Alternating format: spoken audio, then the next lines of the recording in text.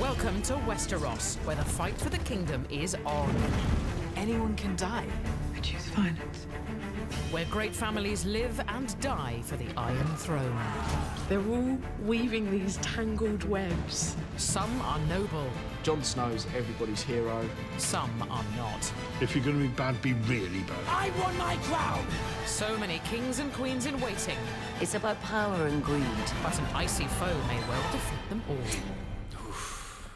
When's it start? Season 7 is coming, and so are the dragons. So let's burn through the epic saga to date. This is what Game of Thrones does. It sucks you in. With Game of Thrones, the story so far. When you play the Game of Thrones, you win or you die. There is no middle ground. As Season 1 opens, it's the calm before the storm. King Robert Baratheon rules from the capital, King's Landing, but his days are numbered. To be king in Westeros, you sit on the Iron Throne in King's Landing and you're ruling over the 7 kingdoms. Start the damn joust before I piss myself. He is locked in a loveless marriage and only chose his queen for her family's name to hold his kingdom together. I'm very sympathetic to Cersei. She was completely in love with him. She was in awe of him almost. And he turned into this almost semi-abusive drunk. Sometimes I don't know what holds it together. Our marriage. This unhappy couple have 3 golden-haired children to their name. But Cersei keeps a deadly secret from Robert. The children are not his. The truth will be discovered on a royal trip north, and it's here that our story really begins. The king has asked his old ally Ned Stark to help him rule. Ned and his wife Catelyn govern the north, fiercely loyal to the crown. The Starks stand for loyalty, integrity, bravery. They are really the moral compass of the show. They're the good guys, and they're the ones that you find yourself rooting for from the start. The couple have 5 children, 3 sons and 2 daughters, and the decimation of this happy family will reverberate throughout our tale. They're almost too innocent for that world. King Robert arrives with his queen, Cersei, and with them is the whole Lannister clan. That's Jaime Lannister, the Queen's twin brother. Oh, the Lannisters. They're blonde, they're beautiful, they're arrogant. So fuck them. And it's really the Lannisters who are going to introduce a lot of trouble into the life of the Starks from this point. The arrival of the Lannisters into that world totally sends shockwaves through the whole family. Bran Stark goes climbing one day, gets to the top of a tower, and discovers the Lannisters' deep, dark secret.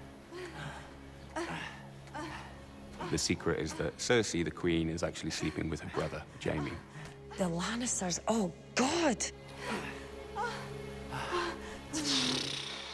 They are... I have never seen a family. I mean, talk about dysfunctional. Stop! Stop! It's incest, which even in Westeros is generally frowned upon. It also means that King Robert's children are not actually his children. It's all right. It's all right. He saw us! I heard you the first time. He knows what it means, too, and he knows that if the incest is discovered, not only will he and his sister be put to death, but their 3 children may very well, too. And so, for Jaime Lannister, the greatest swordsman in Westeros, there's only one solution. The things I do for love. Here's a convenient way. The kid'll die, it'll look like he fell, and our kids will be safe. First in a coma, Bran will later awake with no memory of how he fell or what he saw. The royal secret is safe for now, and only the viewer has seen what the Lannisters will do to keep it. Everything went pear-shaped after that, and really, that's the whole chain of events starting. King Robert still wants Ned down in the capital, so this will be the last ever time we see the Stark family all together. A family which includes Ned's son out of wedlock, the bastard Jon Snow. Ned must now leave his family and follow King Robert south, taking his daughters Sansa and Arya with him. The reason I think that the first season of Game of Thrones works is it's essentially about this good family that just wants to essentially be left alone and serve their king and their country. This good family is ripped apart and thrown into situations that they never anticipated. They are bound for the capital, King's Landing, where Ned's new task will be to protect King Robert from those who would unseat him. And in Season 1, viewers learn the greatest enemies live in exile overseas, the Targaryens. They were dethroned by King Robert in the last war. The only surviving members of the family are a brother and sister called Viserys and Daenerys. The siblings are the children of the Mad King, who was killed in war. Viserys dominates his younger sister. Viserys has more than a touch of the Targaryen madness, and you know, sometimes he's protecting her, but he's also trying to treat her as a bargaining chip. Come forward, my dear. In search of an army, Viserys makes a pact with a savage tribe, the Dothraki, offering his beautiful young sister in marriage to their leader, Khal Drogo. She's the only bargaining chip he has. He doesn't have any wealth anymore. He doesn't have any armies, but he has her, who he can trade to this horse lord. I would let his whole tribe fuck you. All 40,000 men and their horses too, if that's what it took. He's power hungry, but to a nasty degree. Doesn't really care how or by what means. He just wants to be important and looked up to. But his plans backfire. Daenerys and Khal Drogo fall in love and become quite the power couple. Suddenly, she finds herself with Khal Drogo empowered. People are obeying her. Tell him I want what was bargained for, or I'm taking you back. He just completely underestimates not only Dany, but Khal Drogo. What's he saying? He says yes. You shall have a golden crown. It's a real coming-of-age story. Throughout the first season, she really grows into herself. Look away, Khaleesi. No. This is one of the turning points for Daenerys. I think this is when you realize that she's prepared to sacrifice anything for the greater good. A crown for a king.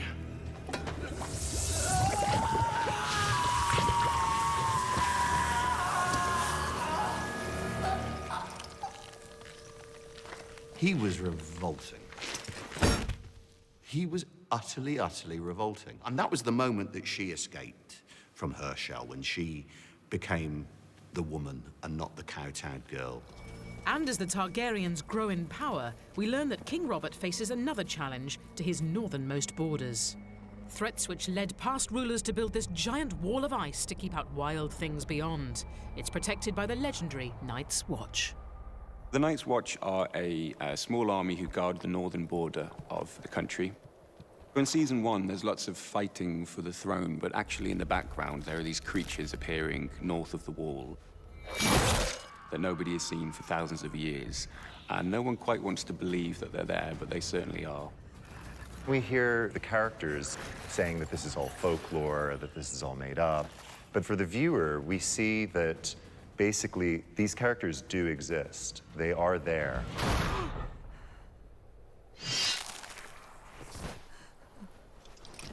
I think the White Walkers are really terrifying, mostly because you're not 100% sure you know what they're capable of doing or what their motives are.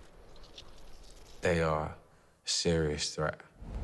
In Season 1, in search of a purpose, Jon Snow ventures to the Wall and joins the Night's Watch, a leader in the making. Jon Snow's everybody's hero. Jon Snow's one of my favourite characters. He's the dude. He's also in search of answers. The question of Jon Snow's parentage has been one of the burning topics amongst not only the show fans, the book fans, for many decades. Jon Snow is Ned Stark's bastard son. He brought him back from a war, and we never really learn who the mother is. Understandably, Catelyn, Ned's wife, isn't too fond of Jon for that reason. Try as she may, she could never make peace with the fact that Ned was unfaithful. But down in the capital, King's Landing, Ned Stark has a much greater challenge to face. His daughter has fallen for Prince Joffrey. She's presented with marrying the future king, live in a beautiful castle, go to banquets, have beautiful dresses to wear, a fairy tale story. Ned has discovered the Queen and her brother are lovers, and this will be his family's undoing. When the king returns from his hunt, I'll tell him the truth. You must be gone by then. You and your children. I will not have their blood on my hands. But before he gets a chance to talk to King Robert gets himself killed on a hunting trip. Joffrey is now king, and without Robert to protect him, Ned is tried for treason. He confesses, believing it will save his daughter, but misjudges the new ruler.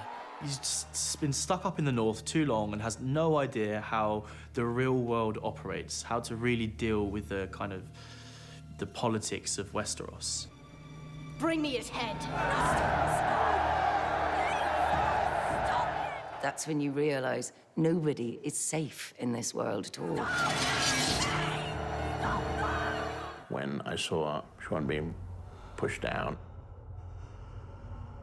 that was the only scene that really has brought a tear to my eye.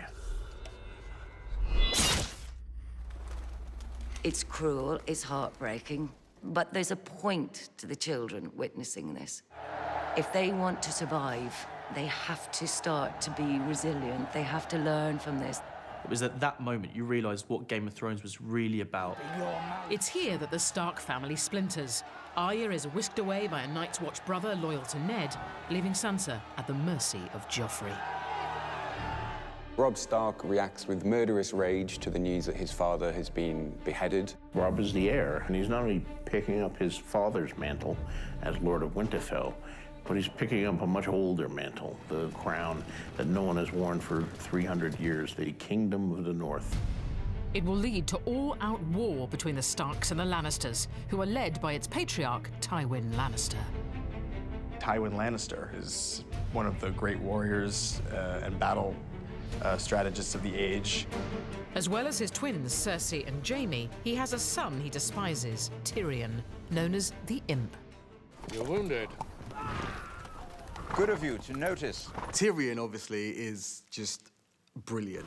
I hear we won. Stereotypes of what a hero should be or should look like in Game of Thrones are just completely blown out the window because you've got Tyrion who, you know, doesn't look like your archetypal hero, but he is. As war rages in Westeros, over the Narrow Sea, Daenerys loses a husband but gains astonishing new powers. She walks into Khal Drogo's funeral pyre with fossilized dragon's eggs.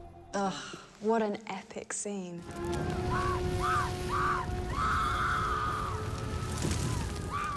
Season 1 ends with the sight of Daenerys emerging from a fire unscathed with her dragons hatched.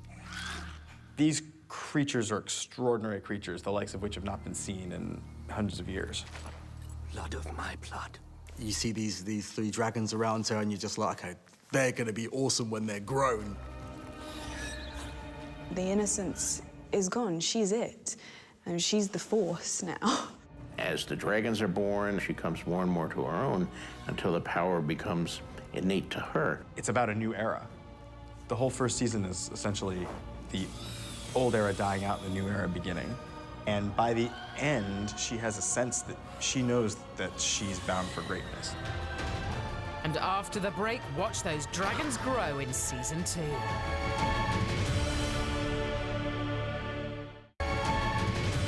Welcome back to Game of Thrones, the story so far, where Season 2 marks a new reign of tyranny in the capital, King's Landing. Joffrey is brutalizing his subjects, as well as his bride-to-be, Sansa Stark. You can't. What did you say? Sansa has learned some painful lessons along the way. The chivalrous knights and gallant princes that she dreamed of. She got a gallant prince, and he turned out to be Joffrey. Killing you would send your brother a message. She's a prisoner in the worst place imaginable, enduring all kinds of psychological and sometimes physical abuse from these captors. Leave her face. I like her pretty. He's a bully, and we don't like bullies. I had a disgusting lie about Uncle Jamie. And you? He's the product of a brother and sister shagging. So, like, you know, this might be why he isn't all there mentally. Cersei's smart enough to realize that Joffrey is perhaps not what she might have hoped for. And he's getting out of her control now, and he's a danger, in part, even to her and even to other members of the family. What you just did is punishable by death. Joffrey's enemies are everywhere. Chief amongst them, and just across the bay at Dragonstone, is Stannis, brother of the late King Robert, who believes the throne should be his. Stannis has learnt that Robert's children are Lannister bastards, which means that it is Stannis who is next in line. So Stannis Baratheon, who knows that King Joffrey is a product of incest, decides to send ravens out to all the corners of the Seven Kingdoms, letting them know the Lannister secret. In order to claim the throne, Stannis enlists the Red Priestess Melisandre, who is on her own mission to find the right ruler for Westeros. She believes Stannis is the savior of the worlds, basically. He's supposed to be on the Iron Throne. And her magical powers have no limits, I think. There's so much that we don't know that she can do. However, Stannis isn't the only one after the throne. His younger brother Renly also believes he has a claim, and so war is inevitable. The Iron Throne is mine, by right. All those that deny that are my foes. The whole realm denies it from Dawn to the Wall. They both think they should be king, but I'm on Stannis' side, so screw Renly. Rather than fight it out on the battlefield, Stannis finds another way to kill his brother, because family ties don't mean an awful lot in Westeros. The powerful sorcery of the Red Priestess is revealed when she gives birth to a sinister weapon. The Shadow Baby is basically just a way to kill Renly, and it comes out of me in a great way. I think Melisandre, she's always lived by this religion. If she's got something to do, she's going to do it, and she's not going to let other people stand in her way. What I think's brilliant about Game of Thrones is it lives in a fantasy world. It's a completely realistic depiction of how power works, what power does to people, what people do to get power, and what happens when they fall short, when they miss the mark. And that's why it's so brilliant. When Renly is murdered, it leaves behind his widow, Marjorie Tyrell, who belongs to the Tyrell family, who are very rich and powerful in their own right. Calling yourself king doesn't make you one. And if Renly wasn't a king, I wasn't a queen. Marjorie is an absolute piece of work. You know, she wants power. Do you want to be a queen? No. I want to be the queen. Across the Narrow Sea, Daenerys Targaryen is learning valuable lessons in her quest to return to Westeros and seize the throne. She is desperate to be a good ruler, that she can, go to bed at night saying, I think I'm doing things the right way. As Daenerys' power grows, so do her dragons. But as news of their existence spreads, they become highly sought after. When she's in Qarth, everybody just kind of thinks, like, who are you? We'll just take your dragons. We'll take your dragons and you're not powerful anymore. Dracarys. People have underestimated her the whole way. And it is in Season 2 that we finally see the dragons kill for Daenerys.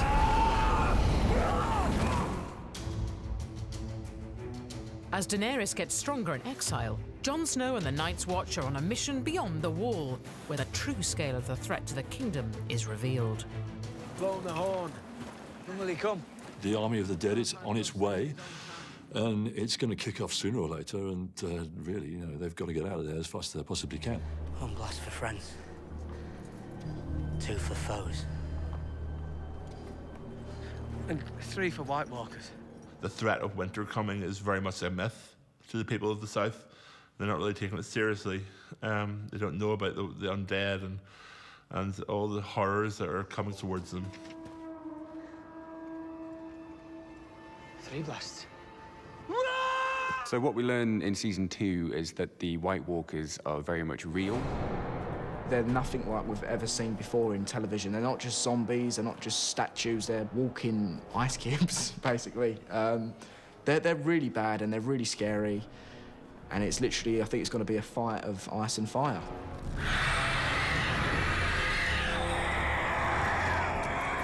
We have all these kingdoms wanting to fight for the throne, and they think that that is what ultimately the battle is about. But really, at the end of the day, they're not looking at what's the real problem here, and it's the White Walkers. And it's in Season 2 in King's Landing where we see that Tyrion may just be an asset to the war, when Stannis launches an attack on the city. I'll lead the attack! Battle of Blackwater was his moment. He was the best person to speak to the people of King's Landing and to get them to protect their city. Because he knows what it's like to fight. He knows what it's like to have your back up against the wall. There's our brave men knocking at our door. Let's go kill them! Tyrion manages to get the troops fired up by giving a good speech, and then heads out with them to fight Stannis on the bay. He doesn't last very long. He gets knocked out after a couple of minutes. Tyrion is upstaged by his father, Tywin, who arrives with his own massive army, bolstered by the Tyrells, who've now firmly joined the cause. It's that moment where you really see where power lies. It's not in the king. It's in the person behind the king. The battle is over. We have won. And so Season 2 ends with the Lannisters victorious.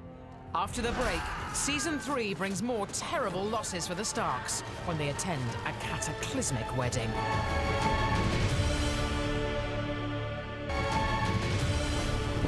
Welcome back to the story so far, where, as Season 3 begins, Daenerys has set sail on a mission. She and her dragons may have grown in power and stature, but securing an army still eludes her, so she ventures to a place where she can buy one. She knows she needs an army, a powerful army, if she ever wants to reclaim the Westerosi throne. And the best bet for that are the Unsullied. I have dragons. I'll give you one. She appears to want to trade the dragon for slaves. She seems to have made this daft agreement to give away her best dragon. She hands over the dragon. Next thing you know, once she's got control of the Unsullied, then it's very easy to say to the dragon, who still will listen to her and not to him, burn him. Dracarys. Because you would take power if you have the force of a dragon. They're pretty impressive creatures.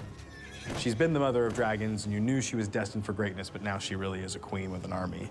To then see that she has thousands of people on her team, and then you get like this swoop past. She's got these like fire-breathing mythical creatures that are just gonna tear shit up. As this young Targaryen gains followers, in King's Landing, a young Tyrell is gaining influence. Marjorie has replaced Sansa in Joffrey's affections, a reward for her family's military support at Blackwater. I imagine it must be so exciting to squeeze your finger here and watch something die over there. Marjorie is a woman who's on top of her game. She's controlling where she's going. She's a proper feminist icon. But the Tyrells' ambitions are not going down well with Cersei Lannister. Olenna is the matriarch of the family, and she advises her granddaughter on how best to play the political game so that she might take power in King's Landing. To make matters worse, her soulmate Jaime is a prisoner of war. He is held first by Brienne of Tarth, then both are captured by a northern faction. Looks like your woman's getting the better of you. This is all bundled up in when Jaime begins to start thinking about other people. You're only making it worse. His efforts to stop Brienne being raped are the beginning of that. You know who she is, don't you? It's good when those little bits of goodness come in those characters that are so devilish as well. Just to give you a little light in there. Lord Selwyn would pay his daughter's weight in sapphires if she's returned to him. I mean, of course, it being Game of Thrones, it doesn't get him anywhere. Another one of those Game of Thrones moments, which has so much more going on in it than just him losing his hand. He's the greatest swordsman in Westeros, we're told, so he can't do that anymore. He's now made a good friend in her, and he's seen a lot of things, and I'm sure he's questioning what being a Lannister is about as well. Yet without his hand, we see Jaime Lannister at his most heroic. The heartless knight who pushed Bran Stark from the tower finds new honor in Season 3. He's left her behind, he's abandoned her, and he's on his way to King's Landing, and then his captors mention that what's going to happen to her. And then he decides to return and save her. And it is in season 3 that we witness the fearsome work of another powerful family, the Boltons, who are scheming to take control of the North. I think the Boltons want pretty much what everyone else seems to want, is power and status. Kill me! You're no good to me, dead. We need you. Ramsay, a bastard son of the family, enjoys torturing his enemies, including Theon Greyjoy, who he took prisoner when sacking Winterfell after Ned's demise. Historically, the Boltons have always been just under the Starks. Kind of the Starks have always been on top of them, so I think they feel that now is their time to rise. You don't look like a Theon Greyjoy anymore. It's unbelievable what Ramsay's capable of doing to people. Freak. He's just all about the mind. He's all about making you doubt yourself. He's all about getting in there and making you insecure and making you feel like you can't go up against him. Another hostage at large in season 3 is Arya Stark, kidnapped by the Hound. The disgraced knight plans to find Arya's family and trade her for cash. Remember what happens to children who run. One of the great double acts of Game of Thrones is the Hound and Arya. Don't kill him! There's something so perversely magical about that pairing, sort of warped mentor-protege relationship that develops.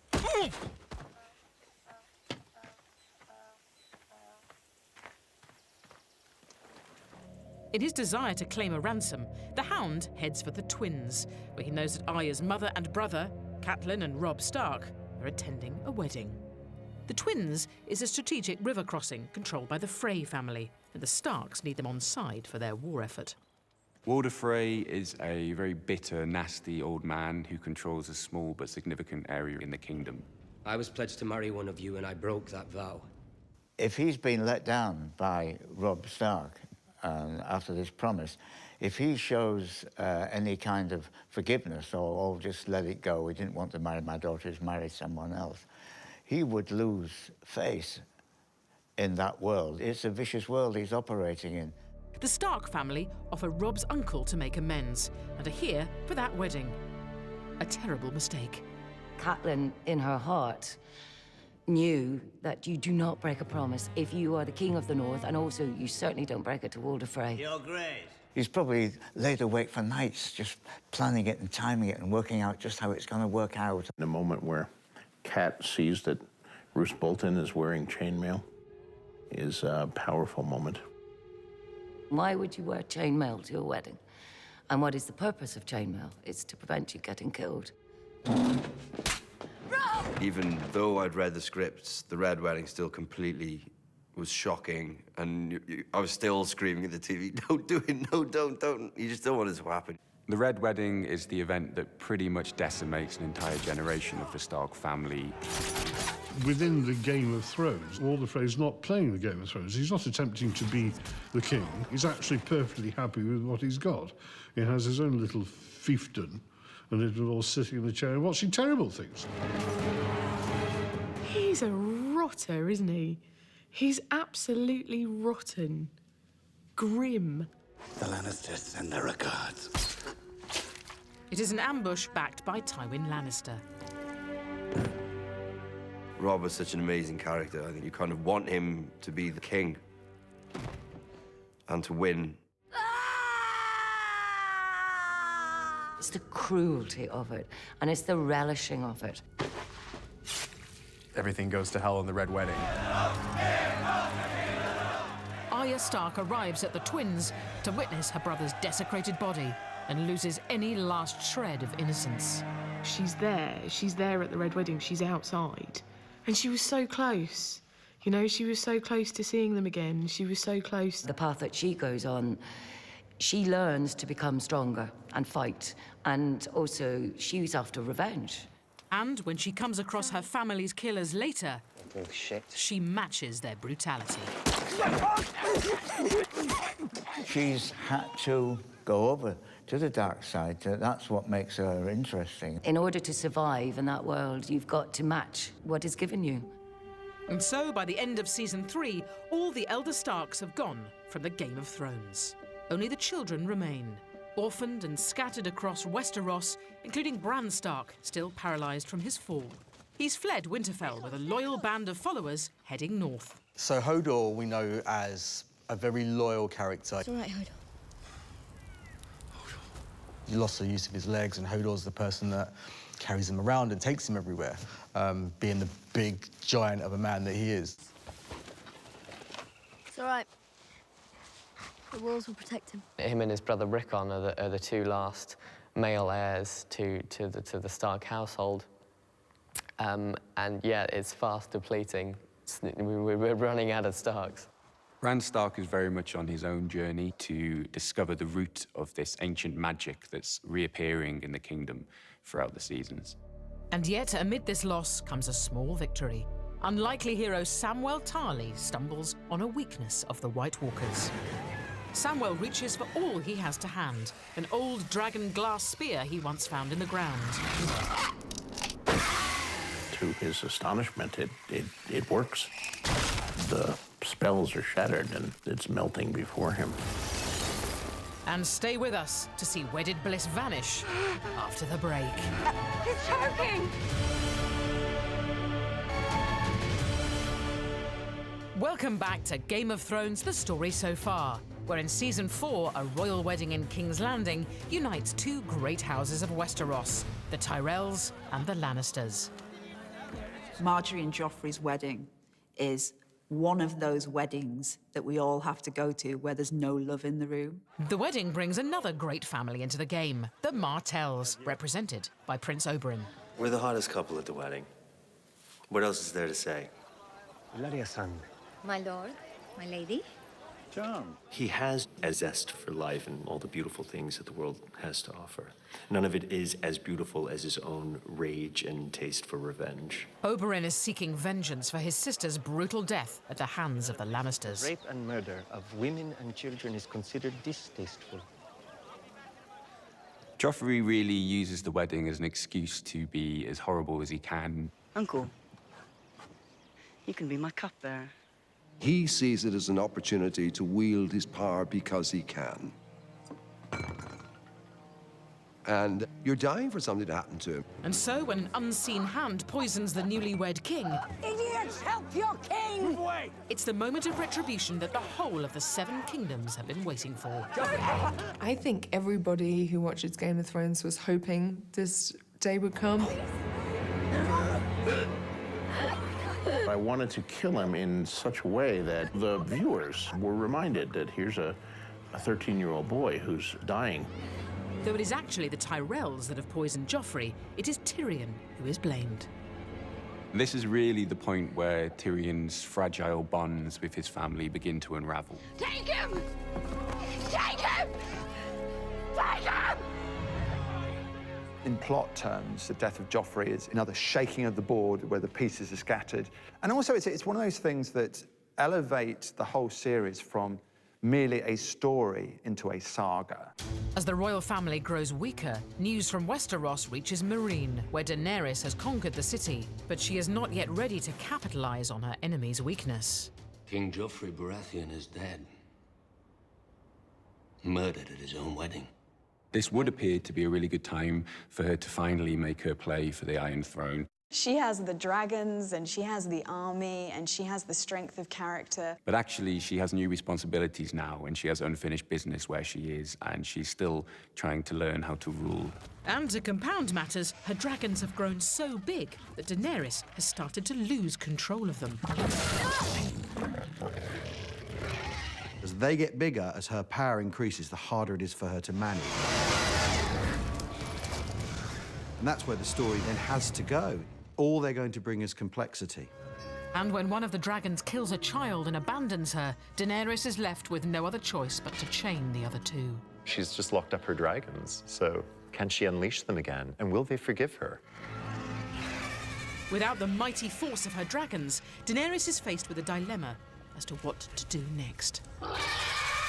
She's definitely going through a sort of a dark night of the soul, I think, where she's trying to determine, have I got what it takes?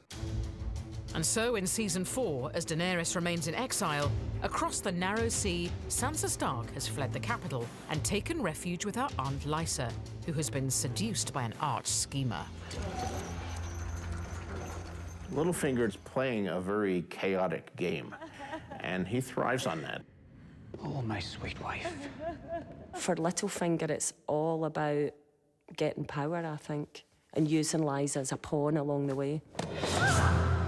Sansa is witness to Lysa's murder and covers for Littlefinger.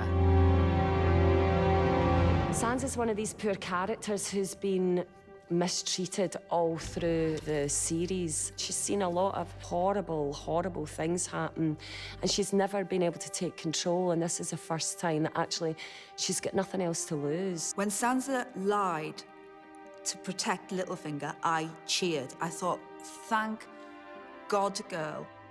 He tried to reason with her, promised her she was the only one he had ever loved, but she stepped through those doors and she was... What you discover is that she's been learning this entire time. She's been listening, she's been watching. She's been taking Littlefinger's lessons to heart. So, from one Stark protege to another, Sansa's sister Arya is still the Hound's hostage, but they're now on an equal footing. Who would pass the bloody gate? The bloody Hound, Sandor Clegane. He's her captor, but he's also her protector. And, you know, she's seen his own pain and his own fear at times, and they've shared some dangerous situations. But when the Hound is gravely injured in battle, Arya is forced to strike out on her own. Fuck it. I'm ready. Now he's wounded and he's dying, and she's remembering all he said about mercy, and he's asking for mercy. And by mercy, he means, a quick thrust to kill him. And she doesn't give it to him. Kill me. She won't put him out of his misery. She won't give him the easy way out. She's going to leave him there to suffer. Another wandering Stark is Arya's crippled brother Bran, who has made it north of the Wall in search of the three-eyed raven, who he believes will help him walk again, all the time aided by his loyal travelling companion, Hodor.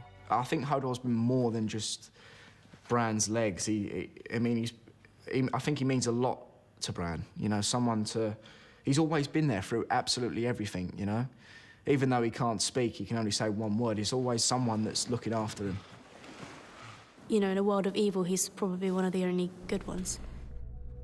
Clearly, Bran is very important because he's trekked all the way up north to a cave where this raven has been summoning him for the past couple of seasons. And now he's in this cave with the three-eyed raven. Really, we're going to find out what the grand scheme of things is for Bran. You'll never walk again. But you will fly. His powers, he's getting stronger, and there's going to be some really exciting things happening. I think we're going to find out more and more about him. At the Wall, the Night's Watch suffers a huge wildling attack at Castle Black. But in Season 4, they get a powerful new ally. Stannis Baratheon, who's been away licking his wounds after the Blackwater defeat, joins them with his vast army.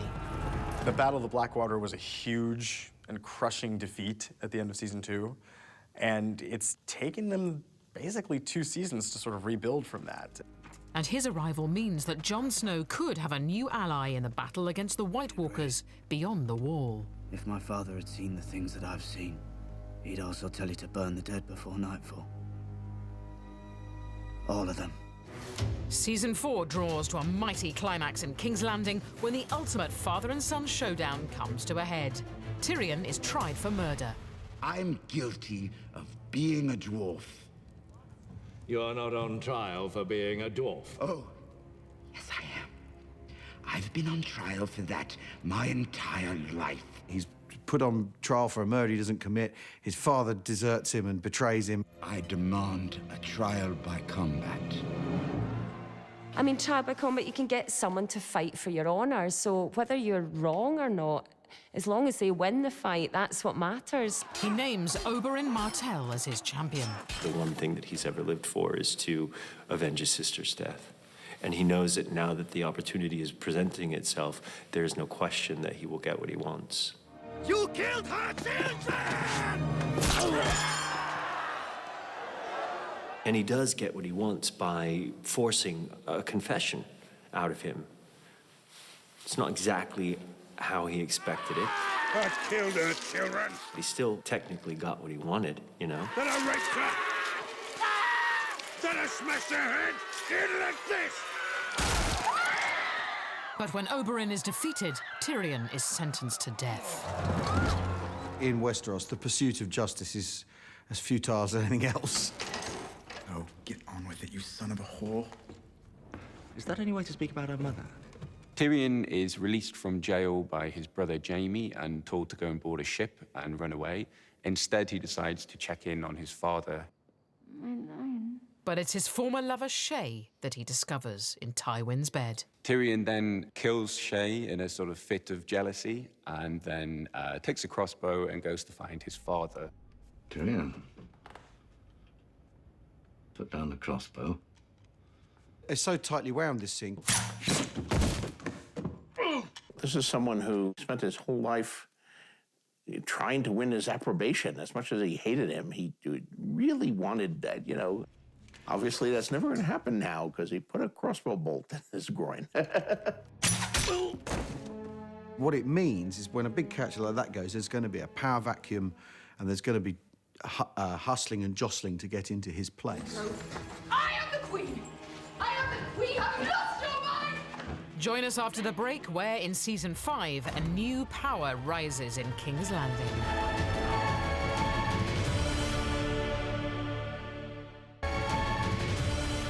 Welcome back to the story so far, where in Season 5, a royal wedding unsettles Cersei. Her son, Tommen, is now king, and has fallen under the spell of his new queen, Margaery, much to Cersei's dismay. When Margaery come in his life, I think he was just enjoying life so much. Judging from the king's enthusiasm, the Queen Mother will be a Queen Grandmother soon. Wouldn't that be a lovely day? Him being king was just a whole new excitement, a whole new life. No. Cersei empowers religious fanatics to help her topple her rival, Queen Margaery. You can't do this. I am the queen. She brings back the Faith Militant because she's like, well, hopefully I can clear the board with these guys and regain some of my power. But Cersei's engineered her own downfall. Royalty is no longer above the law, and fanatics come for her next. There's another contender to power in Westeros, and it's religion. It's the power of the faith. They want to remove all the excesses, to strip Cersei of all her finery, and encourage her, in inverted commas, to become clean. A sinner comes before you. Watching Cersei do the Walk of Atonement, something happened that I thought would never happen. And that is I felt compassion. No matter what she'd done previously, she didn't deserve this. And so Season 5 sees her left naked before her subjects to atone for her infidelities. The walk of shame was tough, was very, very tough for her. Very, very few women could have done what she did, complete that walk. And you see her trying to maintain this regal presence, but she can't. Stripped down to her literally, physically, and emotionally and psychologically, stripped down to her most vulnerable, and then swept up into the arms of the beast that she invited into the world. The strange creation that is her new knight. It's just a brilliant twist. Also getting a new ally in Season 5 is Daenerys, in the form of Tyrion. After killing his father, he's fled across the Narrow Sea, a fugitive on the run. He was a Lannister, and he had all the money in the world. And a noble name and a big bag of gold can buy you a lot. All that's gone now. He's totally at the mercy of the people he's traveling with. Who are you? And then the unthinkable happens. I am the gift. He is captured and handed over to his family's greatest enemy, the Targaryen Queen-in-Waiting, Daenerys. My name is Tyrion Lannister. And between them, they are an extraordinary force. Protect your queen! She appoints him as her political advisor, but when a civil rebellion begins, Tyrion gets to witness Daenerys transform into a true Targaryen. The symbol of the Targaryens coming to claim their power is on the back of a dragon, because, I mean, there's not much you can do when you're standing on the ground and a dragon's coming at you.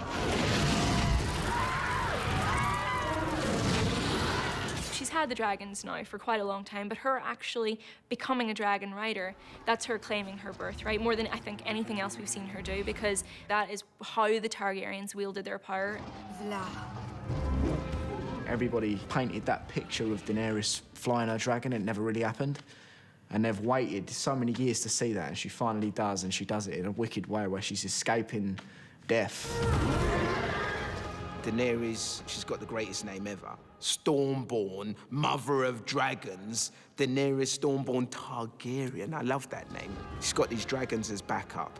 And then she's got Tyrion, who knows King's Landing, who knows the political side of things. And he's been through battles as well. Yet as season 5 ends, Daenerys' dragon delivers her to an uncertain fate.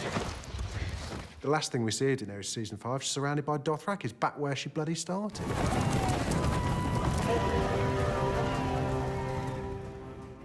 And season 5 is one of vengeance for Arya. The young Stark follows her mentor to Braavos to become an assassin. To serve well, a girl must become no one. Arya's relationship with Jaqen is fascinating.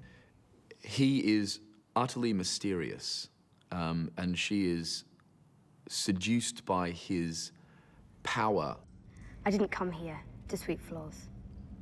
No? Why come then?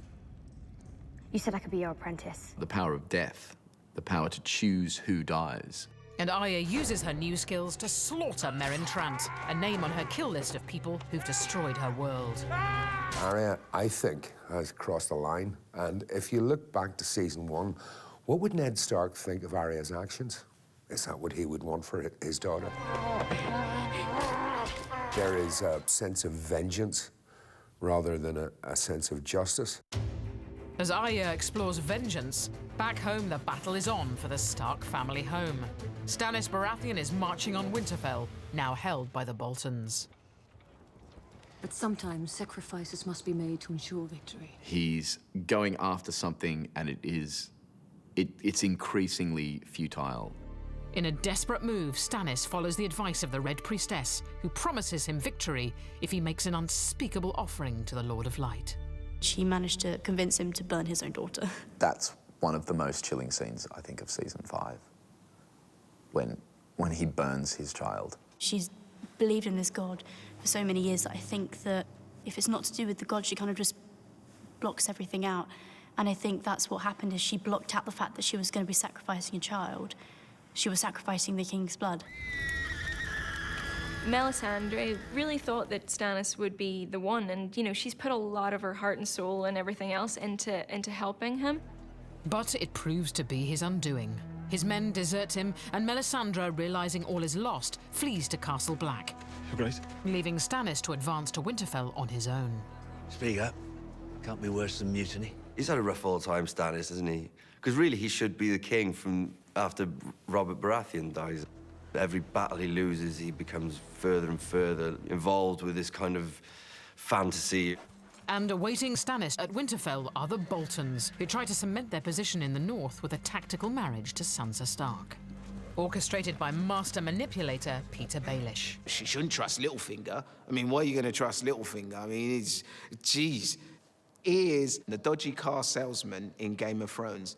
Offers you everything and gives you nothing. May I introduce my son? Ramsay Bolton. Now that the Boltons have kind of established themselves at Winterfell, bringing in a Stark will really solidify their position in the north. But it's a huge miscalculation that traps her in another brutal relationship. Ramsay is a horrible, cruel, evil, power-hungry man. He took psychotic nature to another level. I mean, he went there and he went some. Oh, no. You stay here, Reek. You watch. Fellow prisoner Theon Greyjoy, aka Reek, is too terrified to help. I think we all thought he should have stepped in on the wedding night, let's be frank. With Ramsay distracted by battle, You're leaving it to me. Sansa is caught attempting to escape, and it's only then that Reek finds the courage to become Theon again.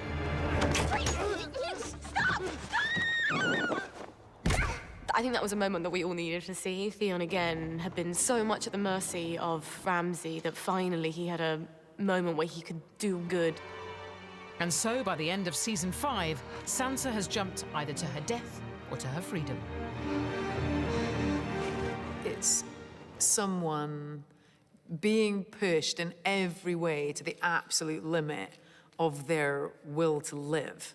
And having come through that, she's obviously going to be quite a different person. As Sansa and Theon leap from the walls of Winterfell, nearby Stannis is facing defeat by the vast Bolton army. I think Stannis had given up. I think even before they'd gone into battle, I think he was going there to die. Fate finally catches up with Stannis when he comes face to face with Brienne of Tarth, who sought vengeance for Renly's death since season 2. She is probably the toughest person going about Westeros.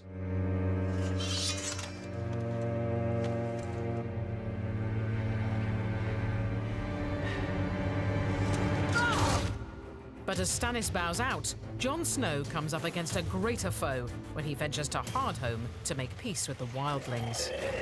This alliance is sacrilege, but when the White Walkers launch a full attack, Jon sees his hunch is right. All humans must unite to fight them. What's so great about the whole White Walker mythology is the way it has been building throughout the series. Who knows what they want? They would bring death and destruction to absolutely everything. Up until this point, they've been semi-mythical characters. It's been the White Walkers in those cold lands that no one ever goes to. And here they are in front of the heroes, and they're very real. And it's a very real danger. I don't think the White Walkers are afraid of anything. I think fear is just not in their vocabulary. And then Jon and the viewers see the Night's King reveal that he has a greater power. He can raise and recruit the dead. It's a challenge to Jon, and look what I can do. Forget all the other battles that are going on. You know, battles for castles and kingship. You know, he's got to focus his army. But on Jon's return to Castle Black, in the final minutes of season 5, viewers witness the cruelest blow of all in a gut-churning finale. When I saw the cross with traitor written on it, I thought, oh, no, they're not going to kill him. And then they did. For the Watch. You root for him. But the great thing about Game of Thrones is your heroes can die at any second.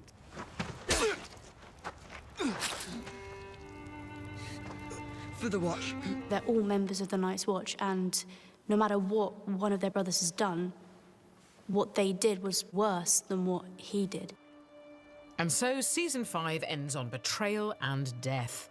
Is this really the end for Jon Snow? Only season 6 holds the answer after the break.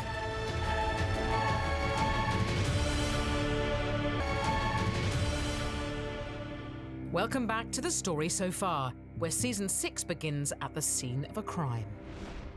Jon Snow lies slain at Castle Black, and all hopes are pinned on the Red Priestess and her magic to bring him back. Game of Thrones needs Jon Snow. We do. We need him to finish what he started. As viewers hope for Jon's resurrection, we learn that Melisandre harbours a great secret. The reveal of ancient Melisandre was definitely one of the most stunning surprises in season 6 of Game of Thrones. It showed how much older she actually is and how much longer she's been believing in this god for. Then we see her use this power for Jon. She tries to bring him back, tries to resurrect him. It doesn't work. When the wolf started to sort of make some noise, that's when I thought, I think everyone thought Jon Snow's alive. And then it's just like that moment of just... Jon Snow has returned and all Westeros rejoices. And after the miracle of Jon's rebirth becomes a partial reunion of scattered Starks when Sansa arrives at Castle Black, and together they'll gather forces in a bid to retake the North. Sansa's become majestic, but she's also become savvy. She's lost that naivety. A monster has taken our home and our brother. We have to go back to Winterfell and save them both. She's a queen, really. In terms of being from a powerful family and being able to make decisions and tell other people to do stuff, I think she's going to tell other people to do stuff. And across the sea in Season 6, another young royal's in similar mood. Daenerys, who's been a hostage of the Dothraki, burns their leaders and converts the tribe. The huge Dothraki horde. We're going to finally get a lot of different power factions coming together in a very scary, explosive way. And she also gets a navy, forging an alliance with the Ironborn, who bring ships. But as great houses unite for war, beyond the wall we learn more about the deathly foe which threatens them all. While time training with a three-eyed raven, Bran Stark uncovers a great secret. White Walkers were created from the first men. The Children of Forest invented the White Walkers to help protect their own race. It was an innocent defense to do that, but clearly it has gone out of control. And when the White Walkers come for Bran, there are terrible casualties. Hodor is a goner. Hold the door! Completely pure act of protection. There was nothing, there was no greater goal to what he did other than protect Bran. Everyone has basically just given in order to give way for Bran. And there must be a reason, right? We know he's become the three-eyed raven. But how is he going to use those powers? And as the three-eyed raven, Bran resolves a great start secret when he sees Jon Snow's mother is Ned's sister, Lyanna. You understand what Ned has been going through the whole time. He made out that it was his son, his bastard son, but it was really his nephew. But it confirms Jon Snow is still half Stark, and in Season 6, he and Sansa march on their family seat of Winterfell to fight Ramsay Bolton, in what goes down in history as the Battle of the Bastards. Ramsay's now top dog, having murdered his father and newborn brother. Now, if you want to save You're going to die tomorrow, Lord Bolton. When you play the Game of Thrones, you either win or you die, you know, and she knows it's about winning now. She's had enough of all the rest. It's time to win. She offers her insight. You think he's going to fall into your trap? He won't. He's the one who lays traps. She's lived with this man for a long time, and she knows that he is cruel to the core. Sansa's words go unheeded. Ramsay baits Jon with his hostage, Rickon. Run to your brother. It shows a lot about how Ramsay's mind works. He's calculating, he's always thinking about the next move. You know, it's very interesting how Machiavellian he can be as well. Ramsay Bolton's like, yes, I've got you now, boy. Just in the middle of no man's land. That's what Game of Thrones does so brilliantly, is it's constantly pitting good moral forces against bad ones, and you don't just win because you're good. They were surrounded by the entire army. They were being driven into the mud. Ramsay should have won. He was much more conniving, much more cunning. And if it hadn't have been for Sansa coming in at the last minute, then he probably would have won. Now that Sansa has brought the cavalry, the Knights of the Vale, it's a done deal that the Starks are going home. This was probably their first major victory in 6 years.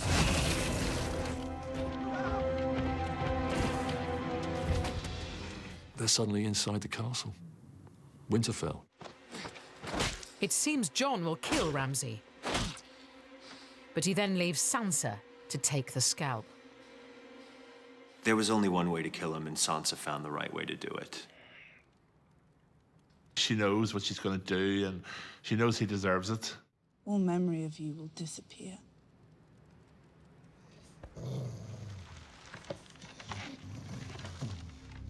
If you were face to face with your nemesis and you had the opportunity, you take it. She's hardcore. She has the makings of a Cersei. But it's Jon Snow who becomes king as the season ends, with the Starks controlling the north, and for now, Sansa is by his side. She's a character that will surprise people, because she's not what she seems. And neither is Sansa's sister, Arya. Blinded and stabbed in her training as a faceless man, she's now back in Westeros to deal with Walder Frey. She's gone on this mad journey. Arya comes in disguise, having chopped up Walder's sons. They weren't easy to carve. She wanted him to see who she was. The face comes off and there's a knife. The last thing you're ever going to see is a Stark smiling down at you as you die. She's been caught up in it so young that she's turning into this child soldier. Revenge is a dish best taken cold. I literally cannot wait now for her and Cersei to face off. In fact, Cersei elevates revenge to an art form in Season 6, as the Lannisters fight for their family's very survival. These royal lovers are united in grief after the Sand Snakes killed their daughter. The Lannisters are all about power. They're all about revenge. We're the only ones who matter, the only ones in this world. And everything they've taken from us, we're going to take back and more. It doesn't matter how long it takes, they will get you back. With Jaime sent away to fight revolt, Cersei is left alone to face judgment by the Faith Militant.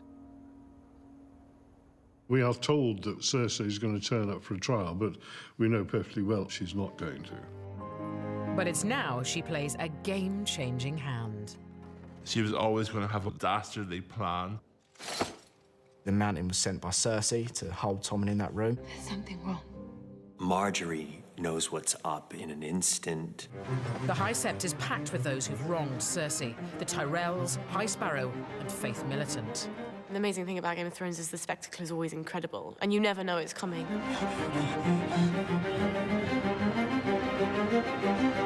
This isn't going to end well.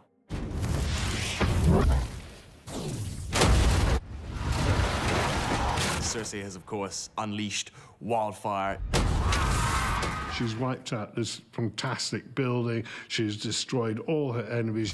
That's what makes Cersei so brilliant. She's been to the absolute lowest place that you could possibly go, and she still comes out on top.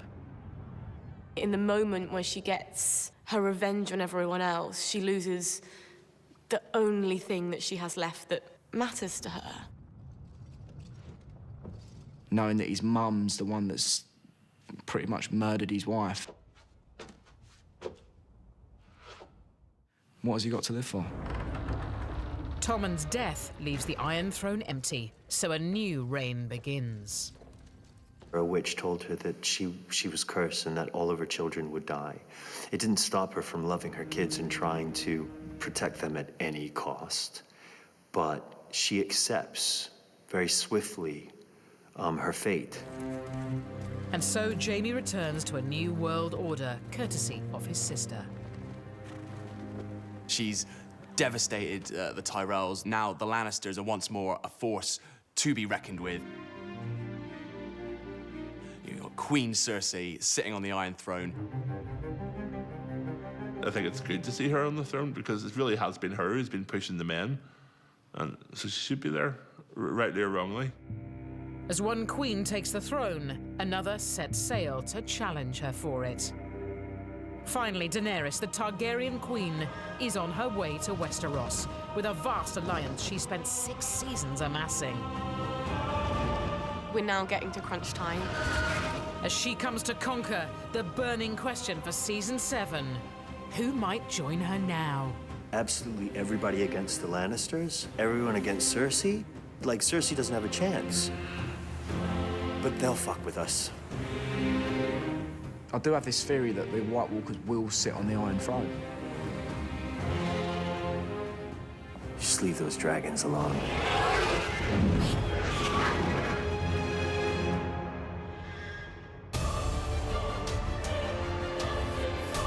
We asked Famke Janssen what it's like playing Scotty. Scotty keeps me on my toes. Scotty is as tough as she's vulnerable, as manipulative as she's honest, and like any person I've ever played before. The Blacklist Redemption starts Wednesday at 9 on Sky One.